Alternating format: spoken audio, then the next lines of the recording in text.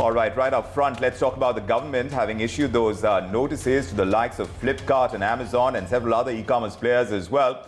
And this for not mandatorily displaying the kind of information that is required under the government's rules, and that includes the country of origin, which had to be displayed on products that were sold on each of their respective platforms. Since that hasn't been done, the notices have been sent out by the government to the likes of Flipkart and Amazon. And apart from those two companies, they've also gone out to other e-commerce players. The companies have been asked to reply to these notices within a span of 15 days.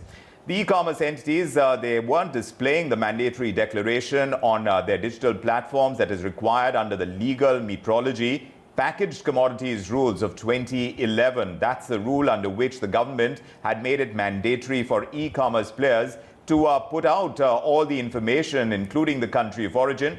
Flipkart and Amazon, as per the notices, have not provided the mandatory declaration and hence are in contravention of the Act. My colleague Ruchi Bhatia is joining us to tell us more about the latest development on these notices having gone out. Ruchi, fill us in. The government has cracked the whip on e-tailers, e-commerce companies for not adhering and not following the country of origin rules.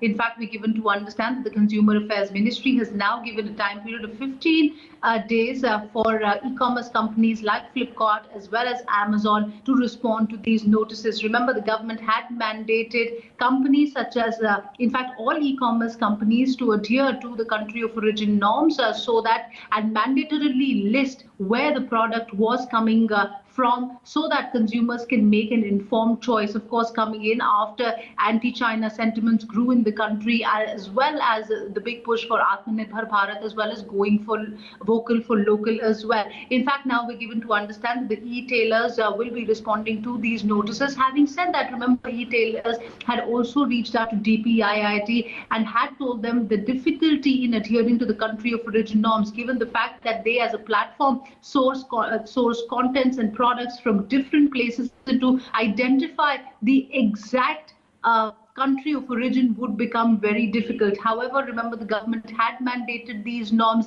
and now it is up to the e-commerce players and e-tailers such as Amazon and Flipkart to now tell the government as to why they did not and could not follow these norms. Having said that, this is also coming in the midst of the festive season. This is usually a very busy time for e-commerce companies, and of course, tough times ahead for them.